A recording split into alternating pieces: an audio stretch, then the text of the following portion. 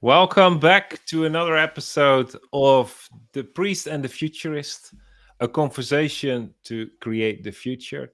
And this is season 2, episode 20.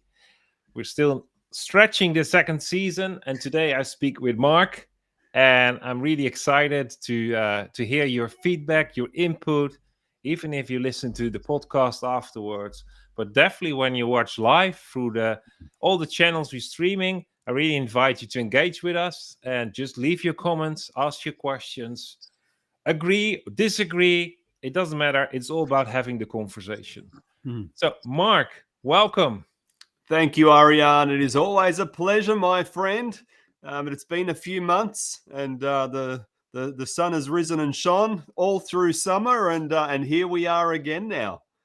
Yeah, well, we finally have summer. Like we had quite some rain, even some too much rain, like just before, Yeah, and now it's beautiful weather. So I think you call it Indian summer or something. right. All our friends in the UK are saying it's one of the dampest, coldest summers that they've had. I tell you, it's been warm out here in the great state of North Carolina. Yeah, definitely.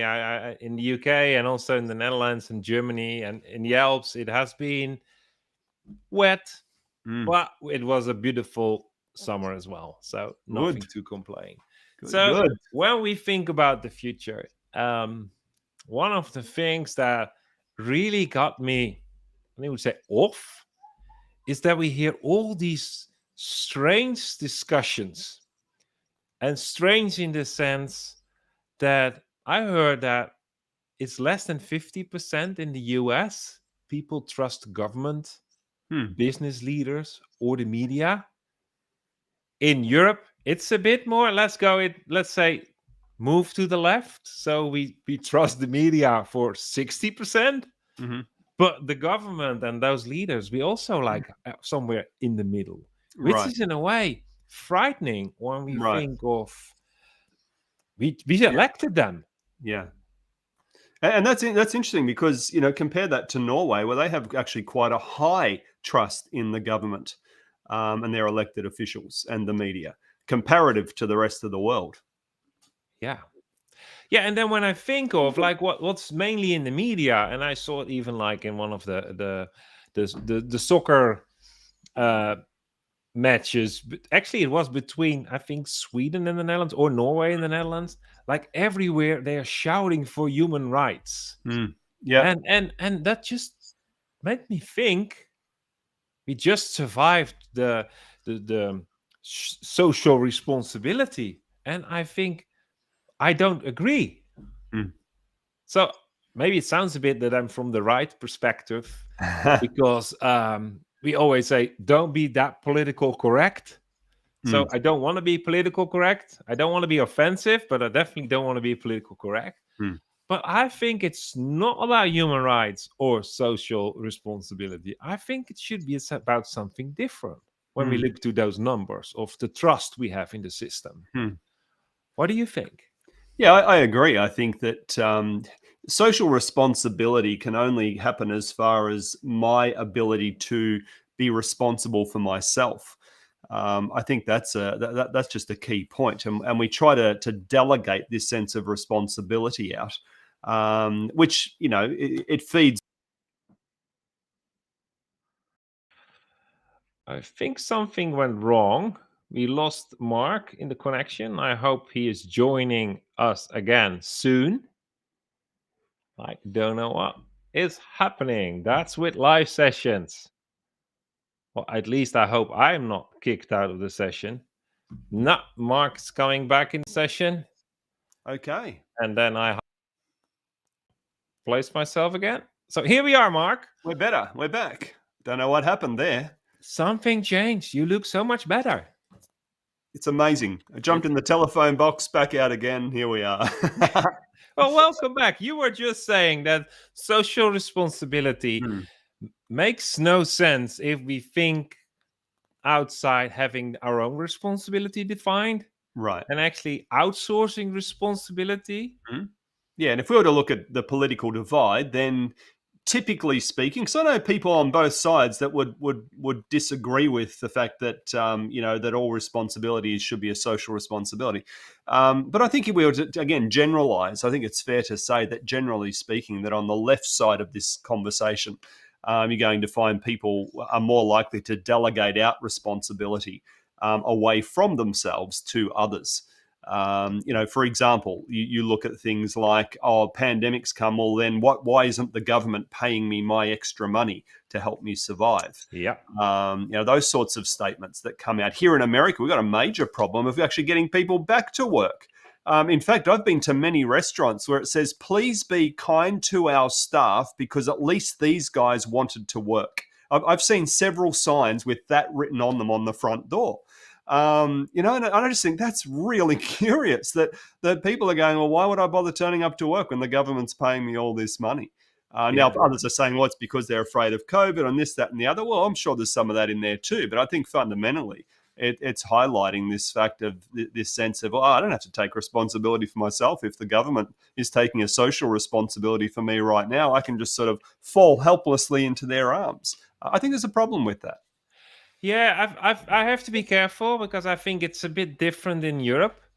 Like, I would say majority, it's much more on like social responsibility. The government should do it. That's why we elected them. That's why we pay tax.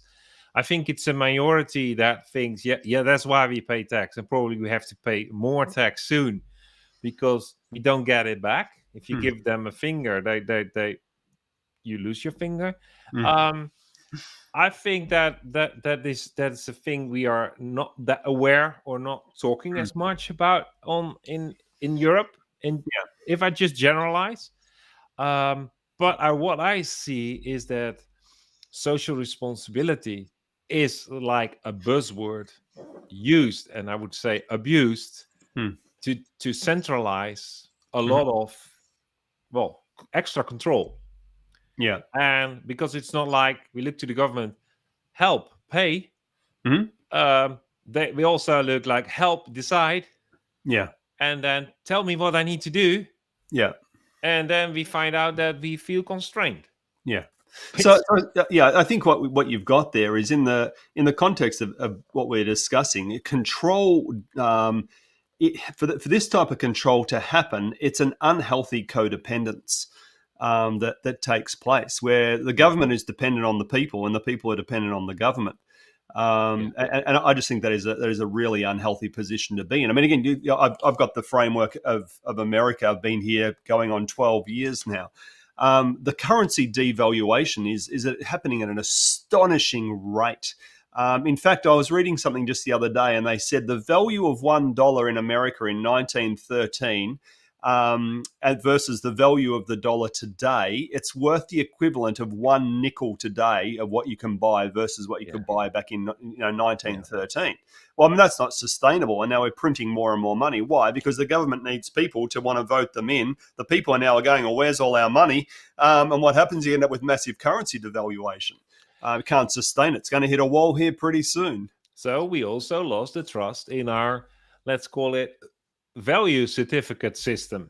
Right, exactly right. Just positioning money as, I know that it's the control of power and the control of money that are the tools in the hand of any governing body. But it's so important, I believe, that we get even like from the human right to the social responsibility, and we redefine what it means to be humanly responsible. So let's talk about human responsibility, but that's also about the money. That's also about our future. That's about what we learn. That's how we develop. The ownership should be back to the individual. Right. And we see this too. I mean, as a pastor, I've noticed this a lot over the years, is that you look at historically, you've got your priest, your rabbi, your guru, your swami, whoever it is, your spiritual leader that stands in the middle between God and people. And we like to say, well, the Protestant Reformation did away with all of that. Well, it did for a little while, but we started replacing and putting people called pastor or minister or whatever we want to call them, and putting them straight back in that same position again. And we would tend to think that it's actually the church that has been the ones that have demanded that. And yes, in some cases, and perhaps the majority, that's the case. What I found interesting is when we've tried to remove ourselves from that place, people wanting to push us back into that place again. And it expresses itself sometimes like this, where they'll say, "Pastor, what do you think God says about A, B, C, and D?" And I said, "Well, I've said before, yeah, well, you don't want to know what I think. Let me help you know what He thinks and hear from Him yourself." Many times, that's people have seen. I've just been in their eyes actually relinquishing my responsibility. No, I've been empowering you towards yours because God has set it up so that you can hear from Him yourself. So it expresses itself in a whole host of different ways. Certainly within the spiritual arena, I've found it very paradoxical. I agree. Like the more I am looking at like this new age to come, Mhm. or I think we are already like deep in this new reformation, Hmm. reinventing leadership, reborn society, Hmm. language we hear more and more often. I start to understand what you and I have been talking about over the last years. It all starts to seem to go to one central point, Hmm. which is we can choose between, do we centralize things that by the time we centralize, for whatever Mhm. reason, do we decentralize so that Mhm. we develop the ownership ourselves, Hmm. that we are responsible for our actions, our deeds, the Yeah. results? Um, Yeah. and by that way, I think that's same thing that happened in the past with the Reformation, Mhm. because we tend to romanticize it, like Mhm. the breakthrough of the church. I would say it was not the separation between the state and the church. It was the decentralization of power back to you and I, Mhm. with a personal relationship and not an outsourced relationship. Yeah. And if you look to history books, really, it was a political movement to Mhm. end the centralized power of Rome. Right. Right. And I think it's about 500 years ago Mhm. that this decentralization happened. Hmm. It was 1521, so it is 500 years ago, which is 4 years later than Hmm. the famous 95 Thesis. notes. Yeah. And but I think it didn't take that long Yeah. before there were new streams that reestablished Mhm. actually centralized power. Well, when we look at revival of any description, mate, one of the things that snuffs it out is things become re-centralized. Revival that truly is revival is a decentralized movement, and it's a movement of the masses. And then it dies out because we need to control it. We need to pull it into right line. We need to be able to develop predictable systemic, put in systems so we can develop predictable outcomes. That's the key Um, word, predictability. that's right. And the nature of revival is it's many things, but it's not predictable. it's Yeah. I've been in the middle of revival before, true, genuine revival, and it's messy. It's not romantic. It's very, very messy. And it is certainly not predictable. Well, That is for and sure. and you talk about revival, and we could talk about macro churches, micro churches. But Mhm. when I look to business, Mhm. the parallel is nearly frightening, because in the same time over the last couple of years, you see that startups want to scale up, Hmm. and the first thing they implement is positions, titles, Mhm. responsibility. So what they do, they centralize controlling Hmm. this new organization. Hmm. We create formats, we create programs, we make one pages of our culture, we define our core values. Hmm. It's all this kind of thing for people to say, when we grow up, at least it stays uniform like Hmm. it was as a startup. Over the years, helping leaders to go to the next phase of startup, I noticed that a much better step than scale up is actually grow up. Hmm. So get this deeper understanding of who you are, where you Hmm. want to go, and don't look at numbers. Mhm. Don't look at the expansion just in numbers of your clients, your revenue, your amount of staff, because that doesn't define. Yeah, that's a good point. It doesn't Yeah. define at all. Because Yeah, it it's symptomatic, isn't it? It's not so much exactly the focus or the goal, it's the symptom. because there's one human reaction when the numbers decline. Mhm. More Fear and pressure, fear and control. fear and control. So if you don't want to end up in fear and control, and that's probably most entrepreneurs, Yeah. leaders, pastors, that's why they start their startup, their Mhm. church plant, startup, and they don't want that. But Mm. the first thing they take out of the book of tools is to manage the thing, to Yeah. sustain. And we forget that we started it from our own desires as an overflow. We Yeah. forget that it's about people, Yeah. and we start looking at the spreadsheets. Yeah, that's exactly right. Yeah, we systematize everything. And when we systematize, we dehumanize because now people have gone from a relationship to a number. And, and that very thing is the antithesis. If we're talking about kingdom business and kingdom building, then that, statistics are moving away from relationship. Well, then that's the antithesis of the kingdom. Because kingdom is always about relationship. I know we've spoken about before Yeah, it's that. the context. It's Yeah, the context. when we wrote about in Think, Speak, Live about the nature of KPIs. Yes, it's important to still run things well because you do have to pay your taxes, and wealth creation is not a bad thing, and you want to pay your staff well so they flourish. All that's important. When that becomes the primary indicator of your success, then you've got a major problem because a kingdom business sees the business as the vehicle for relationship. And so we looked at Yeah. those four things of KRIs as being the primary leading indicators. And they were honor, respect, dignity, and creativity. When you've got those elements in place, and then your KPIs, okay, you need to make sure your finances are managed well and responsibly. That's fair enough. But they're a secondary consideration. If you're doing these things right, then you've got the funds to be able to manage those other things right to go on and do what you've got to do. But if you just look at how the world, and I think it's not different in a church setting. Like one of my participants in the mastermind said, the first question asked is, "How is your congregation doing?" Oh And he yeah. said, "It just freezes me, and it just takes out my whole mindset of, look, I'm about to enter a future, Mm-hmm. and I want to go there with as many people that want to share that perspective." Yeah. But numbers, and it's the same. Like you end up in the Fortune 500. Mm-hmm. What does it compare? Mm-hmm. Well, at all, it's comparison, Yeah, that's and you exactly cannot right. compare relationships.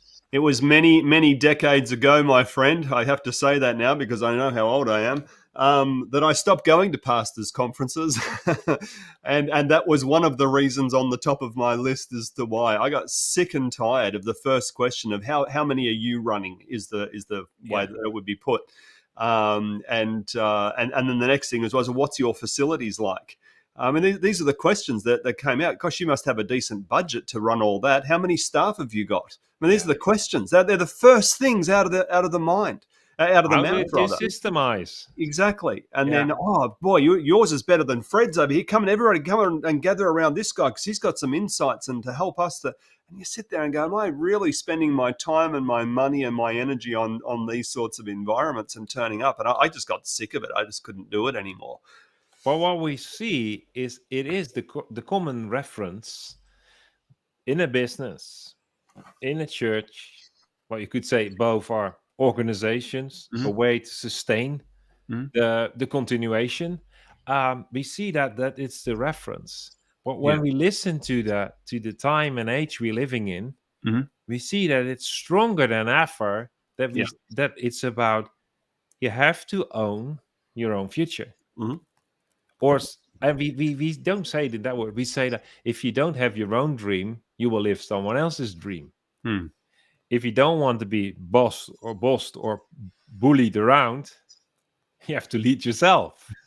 Like we love to say, yeah, we want less control. I also see that leaders can let control go because that needs that demands a self-control level of the individual. Yeah. So it starts with the individual of self-development, Mhm. self-control, self-discipline, self-regulation, Mhm. self-leadership, Yeah. about your future perspective, Mhm. your how you spend your time. Yeah. Don't use the word manage your time. No, how Mhm. you spend your Mhm. time, That's how yeah, your currency. yeah, time is a currency, money is a currency. Um, we have to get back to that, and the world is doing that. Mhm. I just I heard it a few weeks ago. If you are not anticipating what's currently happening, Mm. you will be left behind. Yeah. And that was not a fear message or Yeah. any FOMO of missing out. Mhm. No, it was just a message like wake up, be aware what's happening around you, Mm. anticipate on what is yours, Yeah. and start acting to it. Yeah, I think the question then is for people to consider today as a takeaway is what are you holding on to that you need to let go of so you can take hold of what you're meant to be holding on to. Because oftentimes our hands are so full in order to control that we actually can't let our hands open in order to take hold of the good things that God has for us. We talk about decentralization, and there's lots of conversations around this at the moment as though it's a brand new idea. But if we turn over here into the Gospel of Mark, let me just see here. Where are we? Chapter 15. Where are we here? It's always Here we go. Yeah. So verse 37. So Jesus on the cross utters the words, Eloi, Eloi, lama sabachthani, my God, all of that. Comes on down to verse 37. Then Jesus uttered another loud cry, breathed his last. Verse 38. And the curtain in the sanctuary of the temple was torn in two from top to bottom. There is one of the great moments of decentralization right there. yeah. Up to that point, by the demands of the people, God was centralized.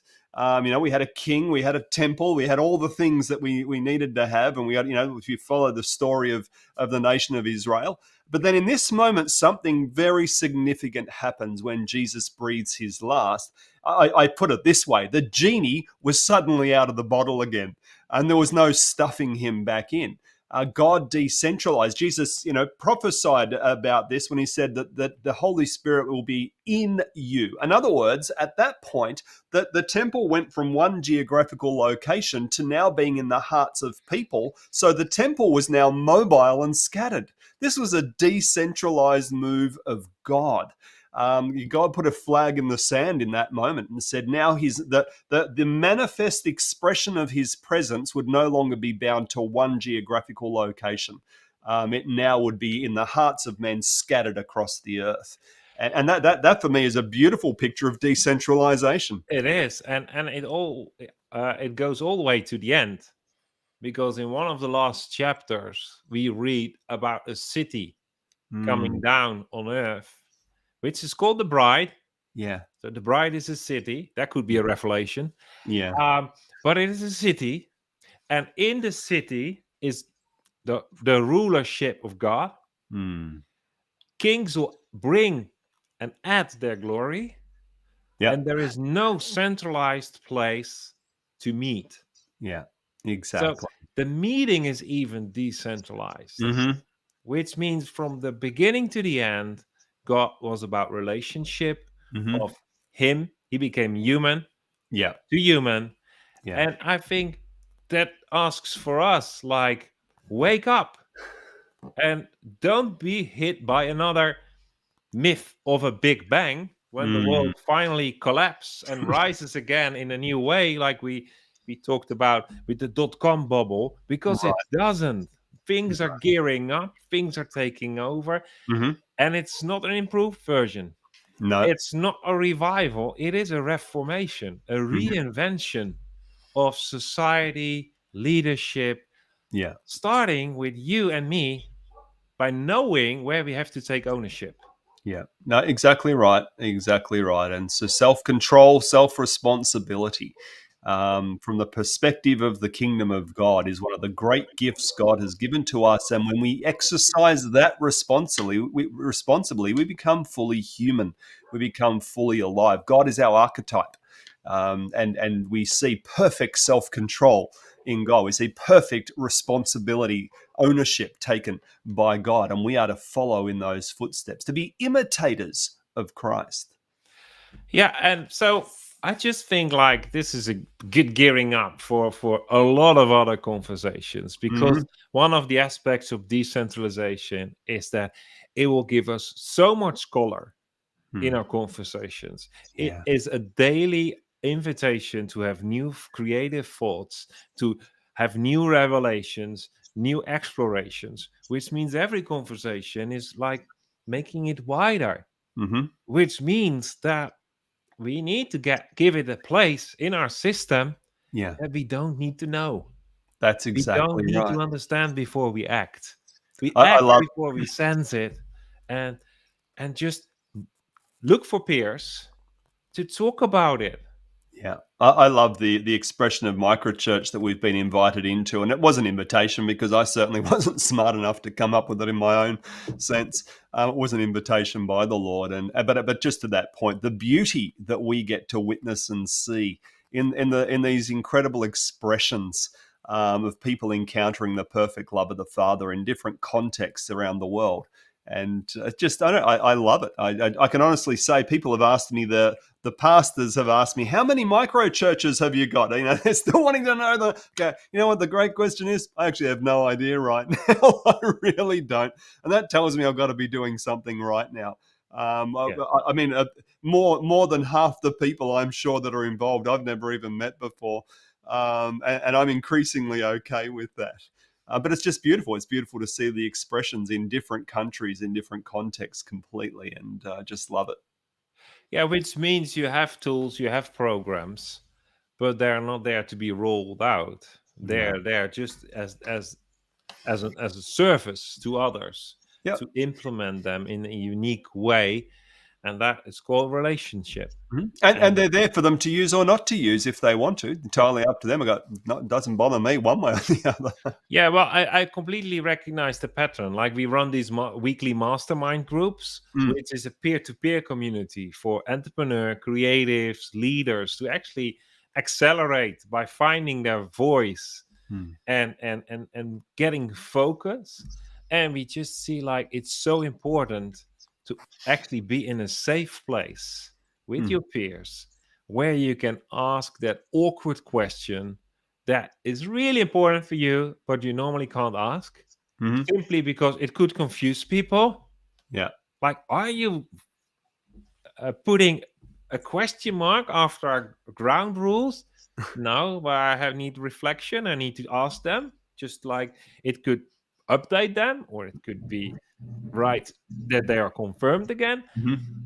We all have, as leaders, entrepreneurs, creatives, pioneers, and innovators, we all have questions that we need to ask. So we need a safe Mm. place. Yes, indeed we We do. all have questions we don't have the language for yet. So we Mhm. need to be encouraged to rephrase and rephrase and rephrase till we develop the language Yep. that describes the future that is for the individual. So, I'm intrigued by your title scrolling across the bottom here today. If you're listening on the podcast, you won't see it, but you'll see it in the session notes. Own your future. Tell us a little bit about that. yeah, well, I try to, not as a rule, but I try to do every 3 months a challenge, Mm, which is a 5-day free challenge for people to participate in, which is every 6 months about future and leading yourself into the future. And the other 6 months, it is actually about like, how do I get a sharper perspective for the mm, future? This one, Own Your Future, is all about how do I lead myself? How do I take control about the things that are important for me? mm, How do I find out what is important for me?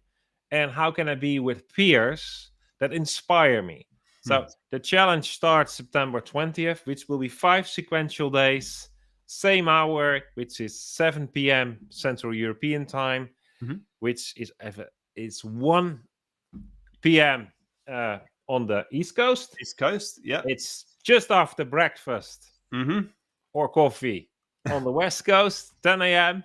And it's just a place to that where I share everything that I know as the Mm, tools to get accelerated into the future. mm, And every time I learn equal amount than the other participants. I have returning participants, which for me is the biggest confirmation. Mm. If you don't update your perspective every 3 to 6 months, Mhm. it's impossible to keep it top of mind. Exactly right. And one of my dear friends and peers in the mastermind always talks in 90 days, and I really believe that there is something about 90 days. Mm. It's how long the summer takes, how long the spring takes. Mhm. Yeah, good Something point. happens in 90 days, Yeah. and mentally we can oversee 90 days. So every 90 days have a refreshment, a challenge, Mhm. maybe a disruptive pushback really helps. So I have people that have been in all my challenges from the start, and they fly. Yeah. And so I'm starting it September 20th. Mhm. Sign up, please, for it so you get your seat, because I know that you need it. I need it. So just use the link, thefuturechallenge.com. All information will be on there. Sign up, and I would love to run into the future together with you.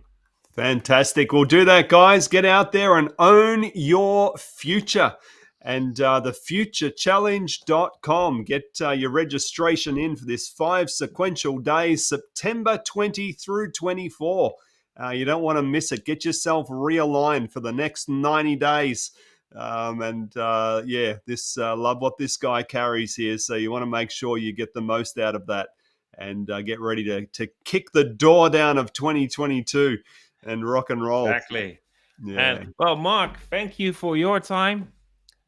It was a pleasure as always to just iron with iron and put something on the spot. Mm.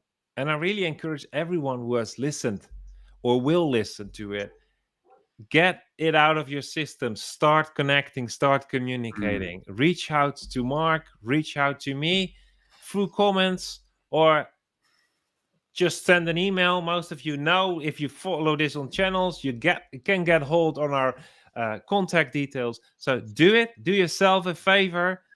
Take the next step. And looking forward to next month, Mark, with you. Indeed, my friend. Can't wait. And we have another conversation. And not next. I think it will be next week. Yeah, Mm. it will be. It will be the pioneer and the futurist with another good friend, other peer of us, Grand Fivers. So Yes. just guys, get on board, own your future, and looking forward for next week. Thanks, mate. Look forward to seeing you again soon. Bye bye.